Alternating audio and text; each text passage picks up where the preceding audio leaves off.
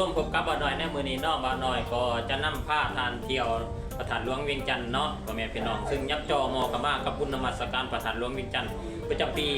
2025ฉะนั้นบ่าวน้อยก็อยากนำเสนอเกี่ยวกับพระธาตุหลวงแต่ก่อนบ่าวน้อยจะนำพาเที่ยวพระธาตุหลวงเวียงจันทน์นั้นบ่าวน้อยอยากนำเสนอเกี่ยวกับประวัติความเป็นมาและก็ความหมายความสำคัญของพระธาตุหลวงเวียงจันทน์ว่ามีความเป็นมาคือแนวใดมีความสำคัญคือแนวใดต่อพ่อแม่ประชาชนลาวทั้งสามเนาะเอาเป็นว่าไปติดตามพร้อมกับบ่าวน้อยเลยเนาะ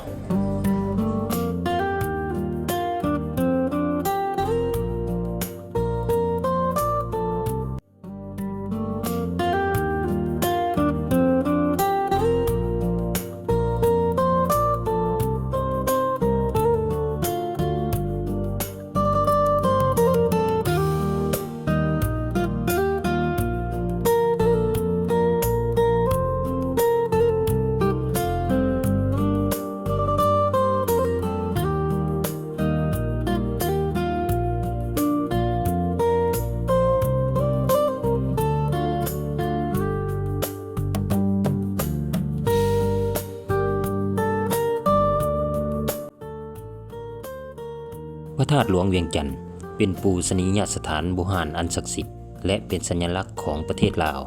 เรื่องเล่าของพระธาตุหลวงมีความเป็นมาที่ยาวนานและสำคัญทางด้านประวัติศาสตร์และพุทธศาสนา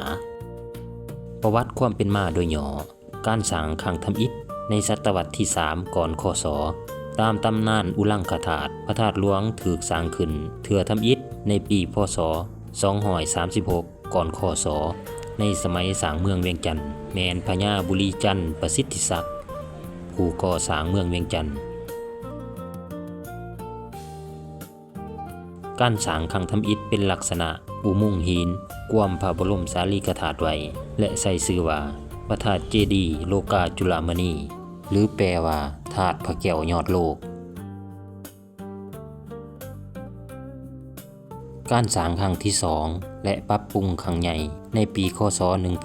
1566ภายหลังที่พระเจ้าสัญญาเศรษฐาธิราชได้ย้ายเมืองหลวงจากเชียงทองหลวงพระบางลงมาตั้งอยู่เวียงจันทน์ในปีคศ1560พระองค์ก็ได้นำพาประชาชนบูรณะสร้างพระธาตุหลวงองค์ใหม่ขึ้นมาในปีคศ1566ความเอาพระธาตุตัวเก่าไว้พระธาตุหลวงองค์ใหม่ที่สร้างขึ้นนี้มีขนาดใหญ่และสวยงามซึ่งมีพระธาตุลูกน้อย30องค์อ้อมรอบเป็นบริวารเอิ้นว่าปารมี30ทัศพระองค์ได้เปลี่ยนชื่อมาเป็นพระธาตุหลวงนับตั้งแต่มือก่อสร้างเป็นต้นมาในปีคศ1827นครหลวงเวียงจันทน์ถูกทำลายอย่างหาบเกี่ยงในสมัยเจ้าอนุวงศ์องค์พระธาตุหลวงกลายเป็นถาดห่างอยู่กลางป่ามาในปีคศ1876พวกโจรได้ทับมางพระธาตุน้อยอ้อมถาดใหญ่เพื่อเสาะหาวัตถุมีค่าได้มีการซ่อมแปลงครั้งใหญ่หลายครั้งโดยเฉพาะในช่วงที่พลังปกครองปีคศ1929ถึงปีคศ1935หลังจากลาวได้รับเอกราชในปีคศ1957รัฐบาลลาวได้พอกค่ำตั้งแต่ส่วนกลางขึ้นไปและปั้นพระบรมมหูของพระเจ้าสัญญาเศรษฐาธิราชประดิษฐานไว้ที่ด้านทิศตะวันตก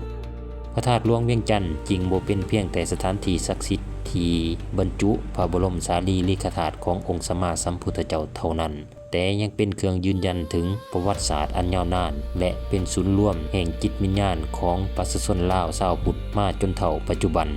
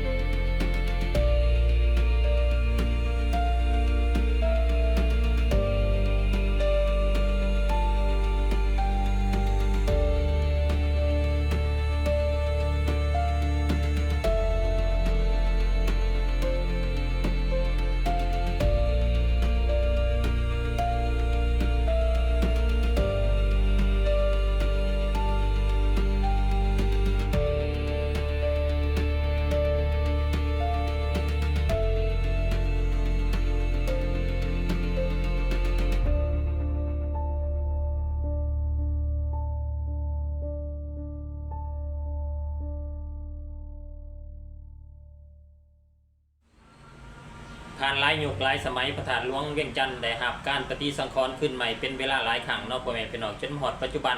พระธาตุหลวงเวียงจันทน์แม้นมีความเด่นสง่างามเป็นจุดท่องเที่ยวที่สำคัญสำหรับนักท่องเที่ยวต่างประเทศเมื่อนักท่องเที่ยวต่างประเทศเดินทางมานครหลวงเวียงจันทน์แม้นมีความจำเป็นที่จะต้องมาเยี่ยมยามพระธาตุหลวงเวียงจันทน์กราบไหว้สักการะบูชาเพื่อความเป็นสิริมงคลเนาะพ่อแม่พี่น้อง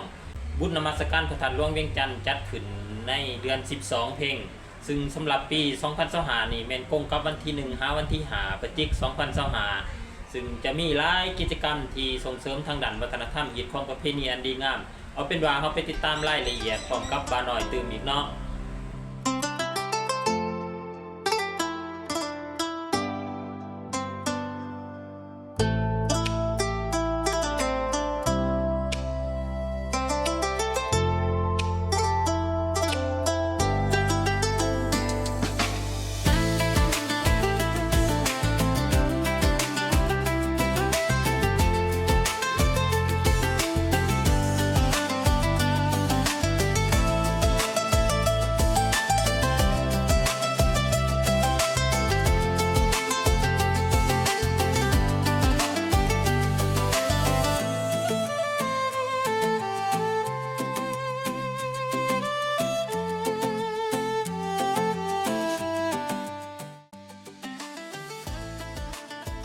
พระธาตุหลวงเวียงจันทน์มีคุณค่าอันสูงส่งต่อประชาชนลาวในหลายด้าน 1. มรดกทางด้านศาสนาหรือพุทธศาสนาพระธาตุหลวงเป็นศูนย์รวมทางด้านจิตใจและศรัทธาของชาวพุทธในลาวการได้มากราบไหว้เป็นการสร้างกุศลที่ดีงามงานบุญนมัสการพระธาตุหลวงหรือบุญธาตุหลวงที่จัดขึ้นในเดือน12เพ็งเป็นงานบุญที่ใหญ่ที่สุดและสำคัญที่สุดของประเทศลาวเป็นการเต่าโฮมชาวพุทธจากทุกแขวงเข้ามาร่วมทำบุญร่วมกันในสถานที่แห่งนี้ 2. การเป็นสัญลักษณ์ของศาสตร์และความเป็นเอกราชพระธาตุหลวงได้ถูกนำใส่เป็นเครื่องหมายอยู่เทิงกาประทับของศาสตร์เป็นสัญลักษณ์ที่ถูกขับห้องอย่างกว้างขวางถึงความเป็นลาวพระธาตุหลวงเกี่ยวพันกับกษัตริย์ผู้สร้างเมืองเวียงจันทน์และก่อสร้างประเทศลาวขึ้นมาแสดงถึงความยิ่งใหญ่ของอดีต 3. มูลมรดกทางด้านวัฒนธรรมและศิลปะด้านสถาปัตยกรรมเป็นผลงานทางด้านศิลปะและสถาปัตยกรรมที่โดดเด่นของลาวแสดงให้เห็นถึงภูมิปัญญาของสร้างลาวในสมัยโบราณด้านการท่องเที่ยวถือเป็นแหล่งท่องเที่ยวที่ดึงดูดนักท่องเที่ยวทั้งภายในและต่างประเทศสร้างรายได้และชื่อเสียงให้กับประเทศลาวสรุปแล้วพระธาตุหลวงเวียงจันทน์จริงบ่เพียงแต่เป็นปูชนียสถานทางด้านศาสนาเท่านั้นแต่ยังเป็นศูนย์รวมจิตใจสัญลักษณ์แห่งศาสตร์และเอกลักษณ์ทางด้านวัฒนธรรมที่ชาวพุทธทุกคนให้ความเคารพและภาคภูมิใจ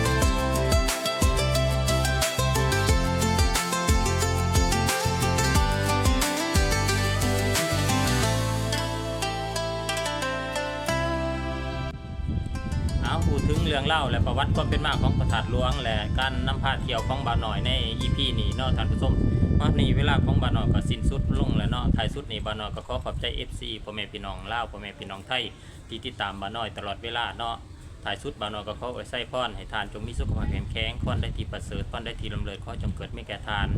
บุญนมัสการพระธาตุหลวงปี2025บ่าวน้อยอยากขอเชิญชวนบรรดาทานมาเที่ยวงานบุญนมัสการพระธาตุหลวงมาม่วนมาสื่นน้ำกันเด้อพ่อแม่พี่น้องพบกันในโอกาสหน้าสำหรับวันนี้สบายดีบ๊ายบาย